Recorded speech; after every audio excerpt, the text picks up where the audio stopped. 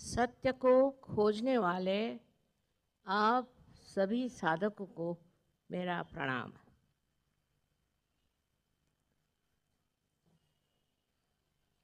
सत्य के और हमारी नज़र नहीं है। इसकी क्या वजह है?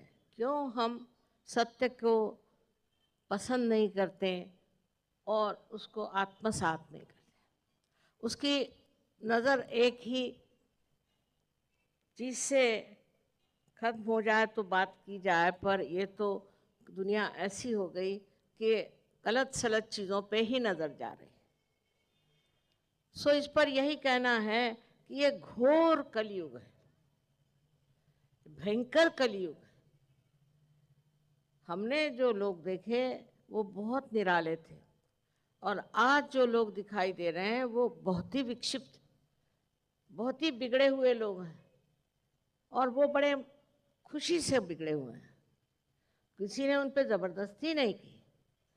तो अपने देश का जो कुछ हाल हो रहा है उसका कारण यही है कि मनुष्य का नीति से पतन हो गया। अब उसके लिए अपने देश में अनेक साधु संतों ने मेहनत की, बहुत कुछ कहा, समझाया, और खासकर भारतवर्षियों की विशेषता ये है कि जो कोई साधु संत बता देते हैं उसको वो बिल्कुल मान लेते हैं, उसको किसी तरह से प्रश्न नहीं करते। विदेश में ऐसा नहीं।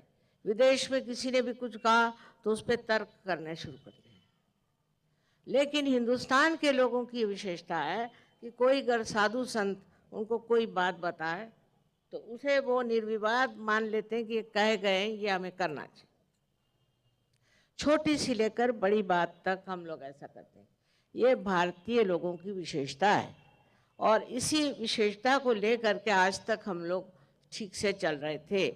पर अब क्या हो गया है कि घोर कलयुग में मनुष्य सोचता है कि सत्य नाम की कोई चीज नहीं, असत्य ही सब कुछ है। जो आदमी असत्य में बैठा है वही पनपता है, उसी को सब तरफ से मदद आती है।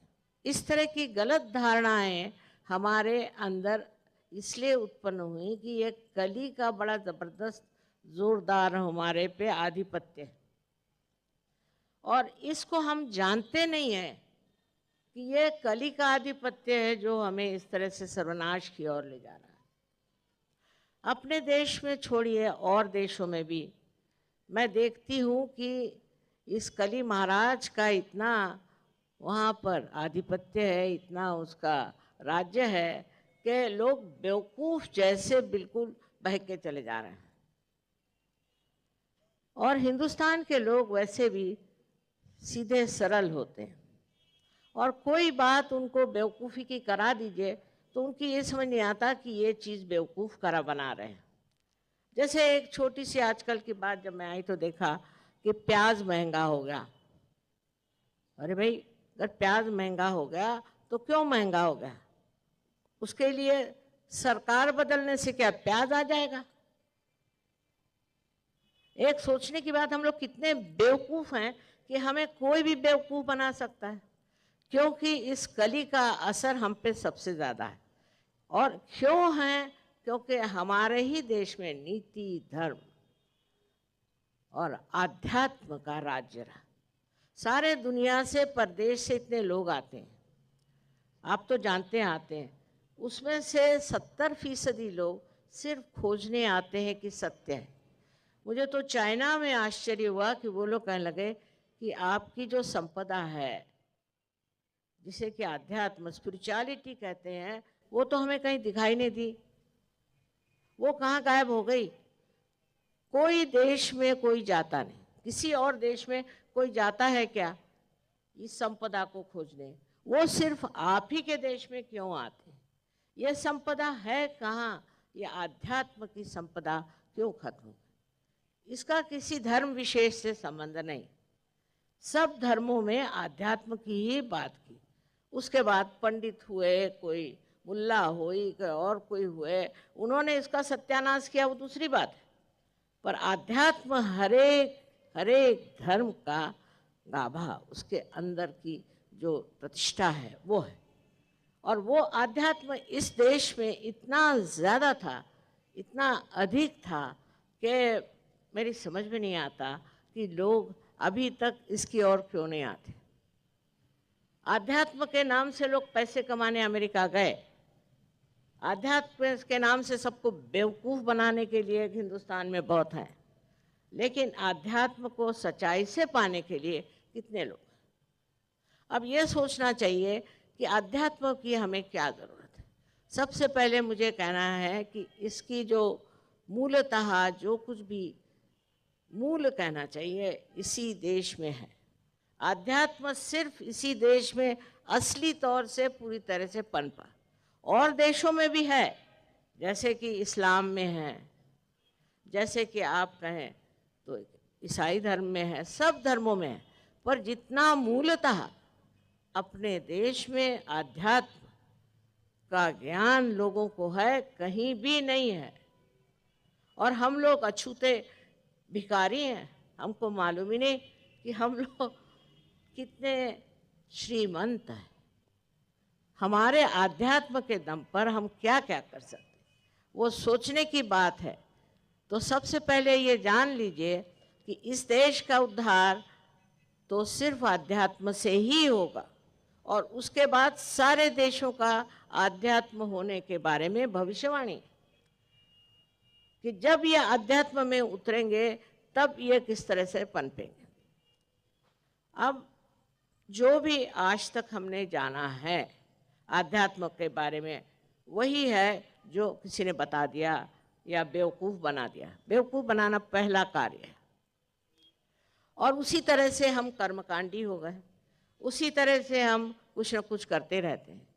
लेकिन आध्यात्म में ये जानना चाहिए कि ये अपने भारतवर्ष की संपदा है, इसलिए भारतवर्ष की जो संपदा है ये एक विशेष संस्कृति से आई है, और ये संस्कृति हजारों वर्षों से हमारे अंदर प्रणीत है, हजारों वर्षों से। मैंने किसी देश में भी इतने संस्कृति नहीं देखी, इतने सुसंस्कृत लोग नहीं। हमारे यहाँ ऐसी छोटी छोटी बात में भी संस्कृति दिखाई देती है कि अब किसी को अंग्रेजी में कहेंगे आई हेट यू। मैंने ऐसी बात क्या हम लोग अपने किसी भी भाषा में कह सकते हैं क्या किसी को? क्योंकि किसी से नफरत करना एक महापाप है, तो हम थोड़ी कहेंगे कि हम पाप करते हैं। पाप पुण्य की भावना इस देश में बहुत गहन है और बनी हुई। हम लोग जागे नहीं, बेकार के लोग इस देश में फैले हुए हैं। और समाजवादी, अरे वो समाजवादी का हाल रशिया में क्या हुआ वहाँ जाके देखो। वो आके आपको सिखा रहे हैं नई नई बातें। उनकी जैसी दुर्दशा हुई वैसी दुर्दशा यहाँ और कराना चाहते हो क्या? इन समाजवादी लोगों ने कभी अपने आध्यात्म की ओर ध्यान दिया है क्या? उसको समझा है क्या? सिर्फ समाजवाद समाजवाद कहने से कोई आप समाज को सुधार नहीं सकते। समाज को सुधारने का एक ही तरीका है, इस भारतवर्ष की दशा ठीक करने का एक ही तरीका है, वो है हमारे आध्यात्म में आप खड़े हो जाइए। और आध्यात्म का गाभा इस महाराष्ट्र में कुछ कम नहीं, महाराष्ट्र में कुछ कम नहीं। जो कुछ भी आज आपसे मैं बताने वाली हूँ ये सारे भारतीय संस्कृति की विशेषता है। इसमें यह मतलब नहीं कि हम संकुचित हैं, छोटे हैं। ये संस्कृति तो हमें प्रगाढ़ एक सागर महासागर के जैसे करती।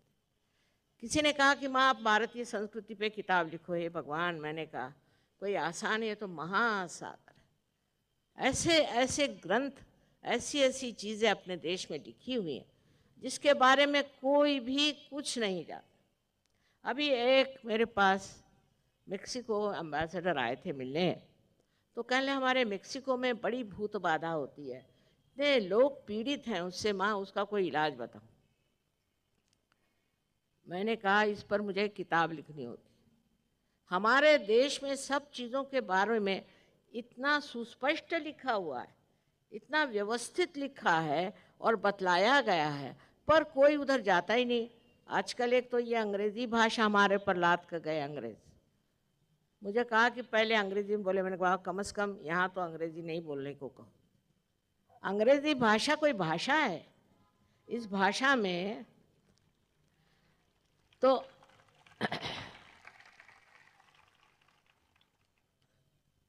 स्पिरिट कहते हैं। अब स्पिरिट माने आत्मा, स्पिरिट माने भूत, स्पिरिट माने शराब। अब बोलिए, अरे इस भाषा में कौन बता सकता है इतनी गहन बातें? इसको तो बहुत गहन लोग चाहिए, और वो गहन लोग आप हिंदुस्तानी, आप लोग हैं। आपकी गहनता जगाओ, तब आप समझ जाओगे कि आप क्या हैं। आपको जानना चाहिए कि आप क्या हैं। जिस वक्त आप जानिएगा कि आप क्या हैं, तभी आप समझ पाइएगा कि आप बहुत महान हैं, और आपका देश भी बहुत महान है, जिन्होंने हजारों संतों को पैदा किया। मोहम्मद साहब ने खुद कहा है कि 1,24,000 नबी हो गए। वो कहाँ थे? वो क्या सब अरबस्तान में हुए? उन्होंने जो बात कही वही बात इतने विस्तार पूर्वक, इतने समझा करके अपने आध्यात्म में कही गई। वो ये है कि हमारे अंदर स्थित जो शक्ति है कुंडलिनी की, उसका जागरण करना। उसके जागरण से आत्म साक्षात्कार होता है, और जब ये आत्म साक्षात्कार होता है तो आत्मा का जो प्रकाश है वो अपने जीवन में हर एक क्षण क्षण में अपना पूरी तरह से मार्गदर्शन करता है। माने ये कि हम समझते हैं अभी कि झूठ बोलो तो कोई हर्ज नहीं, किसी को लूटो तो कोई हर्ज नहीं, किसी का पैसा खा लो तो कोई हर्ज नहीं। ठीक है, कब तक? जब तक आप उस चारों तरफ फैली हुई परमात्मा की परम कृपा से संबंधित नहीं हुए। जब आप उस शक्ति से संबंधित हो जाते हैं, तब आपको पता नहीं कहाँ से कहाँ पहुँच सकते। कितनी बातें हो सकती जिसके बारे में यहाँ बहुत से लोग बैठे हैं, गवाही देंगे, लेकिन ये होते हुए भी हम लोगों की उधर नज़र ही नहीं, उधर हमारा ध्यान ही नहीं। अरे इस भारतवर्ष में जन्म लेने के लिए महापुण्यों से आप जन्म लेते, ऐसे ही नहीं आप भारतीय बने। मैं परदेश में जाती हूँ तो पहली बात ये कि लोग सोचते हैं कि ये भारतीय है, और यहाँ से महाचोर जो गए वहाँ पर, वो भी इसी बूते पर कमा रहे हैं कि हम भारतीय हैं। सो अपनी भारतीयता को अंदर जगाना चाहिए और समझना चाहिए कि हमारे देश में कितनी सुंदर व्यवस्था है।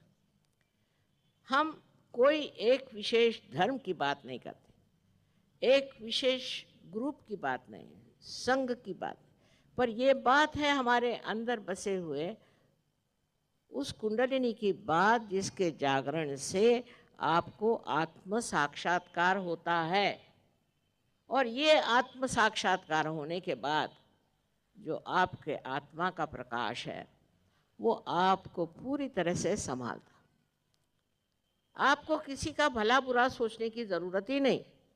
आपको अगर कोई परेशान करे तो उसको परेशान करने वाले बैठे हुए हैं, आपसे उनसे कोई मतलब नहीं, वो अपना संभालेंगे।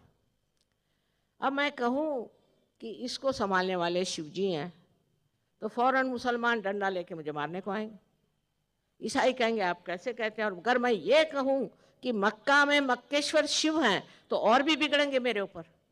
और सही बात यह है कि मक्का में मक्केश्वर शिव हैं। इनसे पूछे कि आप पत्थर क्यों पूछते हो, क्यों पत्थर के पीछे चारों तरफ घूमते हो, इनसे पूछना चाहिए। तो इनको उसका जवाब नहीं, इसलिए कि साक्षात शिव का स्थान है। और शिव जी और मोहम्मद साहब कोई दो तीसरे नहीं थे। मोहम्मद साहब भी आदि गुरुओं के एक अवतरण थे। यह हम कह सकते हैं कि वो उसके अवतरण थे, आप चाहे माने या न माने। उसका जो पूरी तरह से अगर जानना हो तो जब आपको आत्म साक्षात्कार होता है तो आप देखिए आपके उंगलियों में आपको पता होता है कि किसके कौन से चक्र पकड़े। उंगलियों में कोई मशीन नहीं चाहिए, कुछ नहीं। और मोहम्मद साहब ने कहा है कि जब क़यामा आएगा, माने जब आपके ऊपर आशीर्वाद आएगा और आपका परिवर्तन होगा। जब क़यामा आएगा तब आपके हाथ बोलेंगे और आपके खिलाफ शहादत देंगे।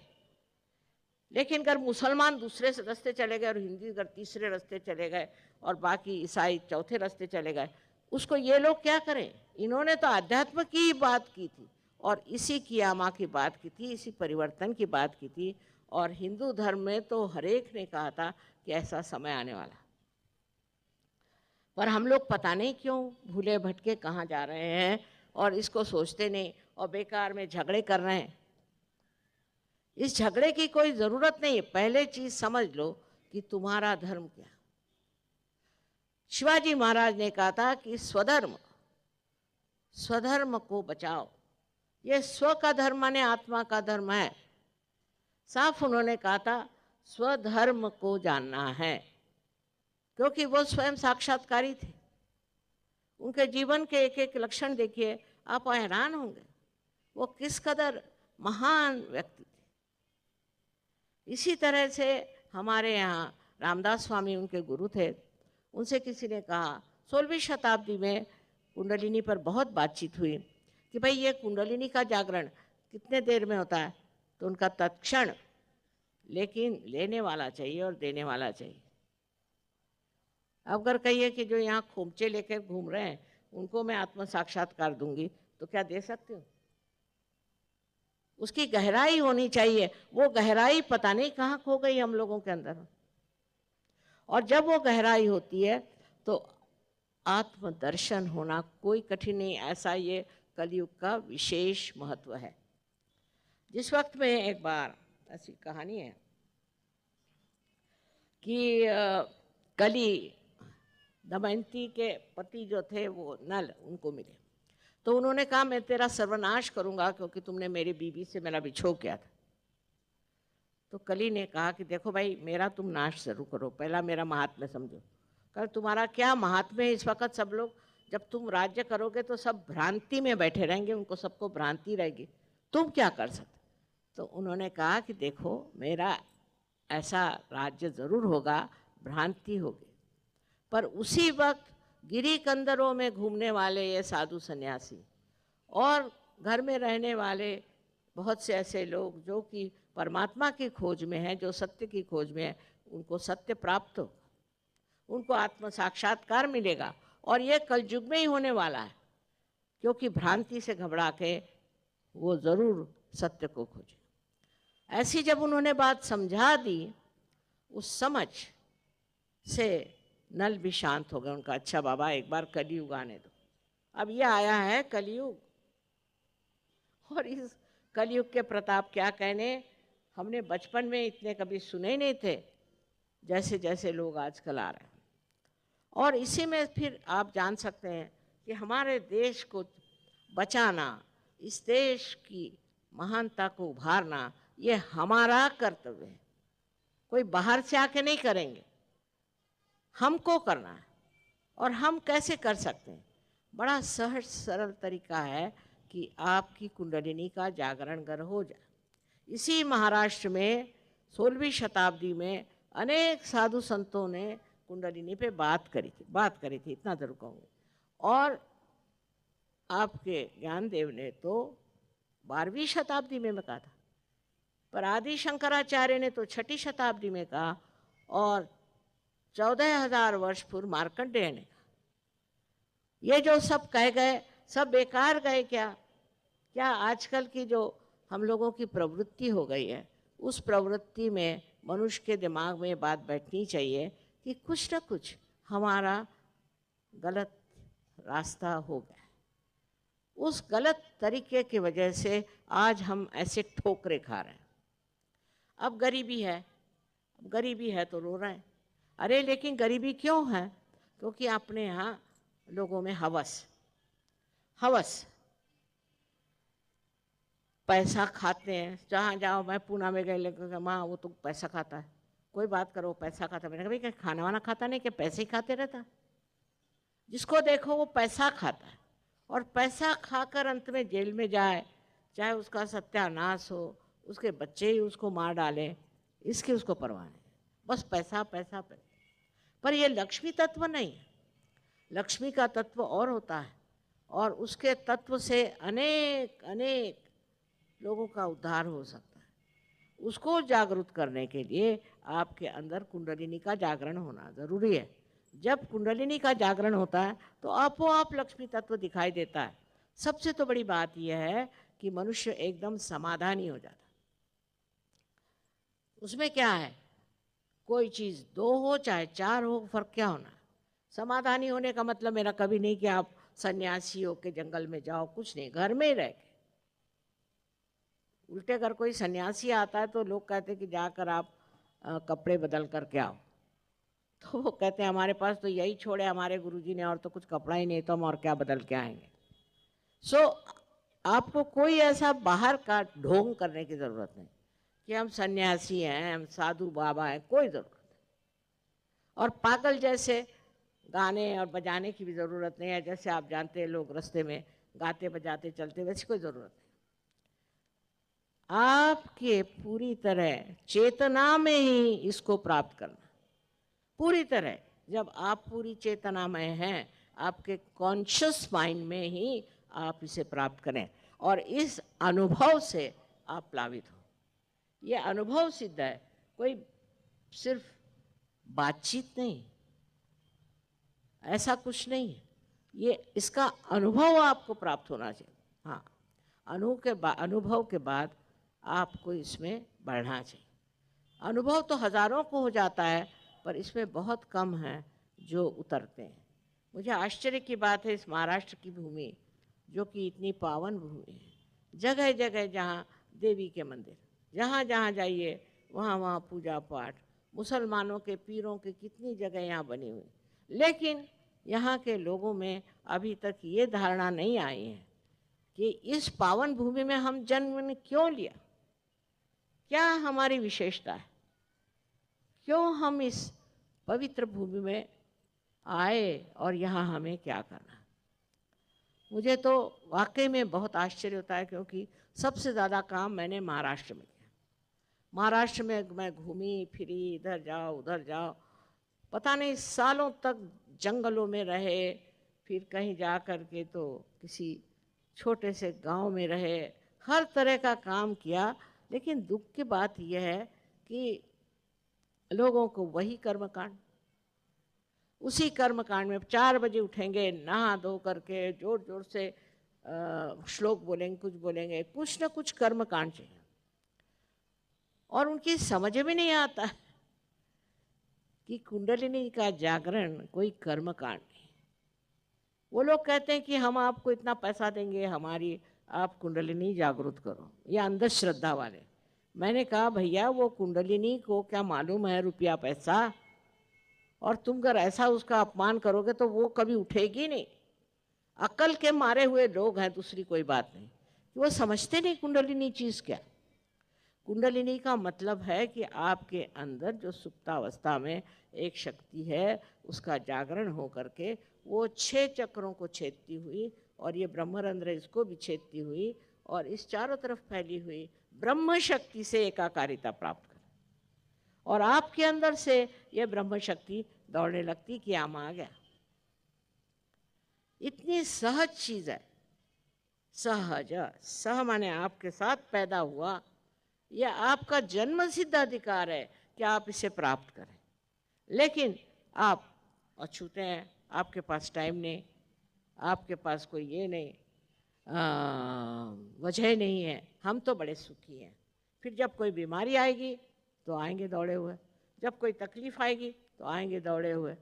पर जब आप स्वस्थ हैं तभी ही स्वस्थ माने जो स्व में स्थित है वही स्वस्थ हो सकता है। स्व माने आत्मा, इसमें जो स्थित है वही हो सकता है। सबसे तो बात यह है कि कितने ही बार मैंने आप लोगों को समझाया कि सहयोग में उतरना चाहिए, सहयोग में उतरना चाहिए, आपको प्राप्त करना चाहिए। आपकी विशेषता है, महाराष्ट्र की विशेषता है। महाराष्ट्र बने बैठे हैं, किस चीज़ से आप महाराष्ट्र के हैं ये भी सोच लीजिए, क्यों आपको महाराष्ट्र कहा जाता है। आज इतने शहरों में मैं घूमती हूँ और इतने देशों में मैं घूमती हूँ, आपके बारे में लोग न जाने कितनी कितनी कविताएं बनाते रहे, पर यहाँ आकर के फिर अधोमुख होकर बैठ जाते हैं कि बाबा रे बाबा, यही क्या माँ हमें बता रही थी, यही वो महाराष्ट्रीय नायक है। माने इतनी संपदा होते हुए भी जैसे कोई छोटे से तालाब में अनेक कमल निकल आए, इस तरह से इतने बड़े बड़े लोग यहाँ हो गए, पर यहाँ की पब्लिक जो है अभी कीड़े मकोड़े ही बनी रहेगी। मैं माँ हूँ, मुझे कहना ही पड़ेगा। हमारे इतने बड़े कार्य के पीछे में आपको हैरानी होगी, रशिया के लोग, ऑस्ट्रिया के लोग, कहाँ कहाँ के, अमेरिका के लोग, और ये लोग सारे कार्यान्वित हैं। ये हिंदुस्तानी नहीं है, सब परदेसी जैसा हम कहते हैं, पर अभी हम ही लोग परदेसी हो गए। और इस बम्बई शहर में तो दुनिया भर के लोग आके बसे हुए, बजाय इसके कि यहाँ से इसकी संपदा सारे दुनिया में फैलाएं, वो पता नहीं क्या कर रहे हैं। सब पैसा बना रहे हैं, पैसा बना रहे हैं, पैसा बना रहे हैं। इस पैसे का करोगे क्या? इसकी क्या वक्त है? आज बड़े बड़े पैसे वाले हैं, उनको कौन पूछता है, उनको कौन जानता है? पर एक सहयोगी अगर कहीं हो जाए तो दुनिया उसके तरफ दौड़ती है, क्योंकि वो जानकार आदमी है। उसको कुंडलिनी के जागरण की कला आती, वो फिर हिंदू हो, मुसलमान हो, ईसाई हो, सिख हो, कोई हो, पर वो जानता है कि इस आदमी की कुंडलिनी कैसे जागरूक करनी चाहिए। मुझे तो हैरानी होती कि बाहर के लोग अभी आए थे, तो एक लड़का था, उसकी शादी एक लड़की से हमने कराई। उस लड़की को मैंने देखा नहीं था बने। उसने आके कहा, माँ ये लड़की के जो चैतन्य लहरियाँ हैं, वाइब्रेशंस हैं, वो ठीक नहीं, आप इसे एक बार देखिए। मैं कहा अच्छा। मैंने कहा एक अंग्रेज ये बात मुझे बता रहा है, और किसी के ध्यान में ये बात नहीं आई। उसके बाद उस लड़की को जब देखा तो मैंने कहा बिल्कुल सच बात है, इसकी चैतन्य लहरियाँ ठीक नहीं। फिर उसका क्या प्रॉब्लम था समझ में आया, सब कुछ देखा। पर एक अंग्रेज आ करके और आपको अध्यात्म सिखाए, ये अपनी दशा नहीं चाहिए। ऐसे तो उन्होंने राजकारण बहुत सिखाया, बहुत परेशान कर दिया, पर अब वो आ करके आपको अध्यात्म सिखाएं। इसलिए मैं कहती हूँ कि किसी तरह अपनी और नज़र हो और आप देखें।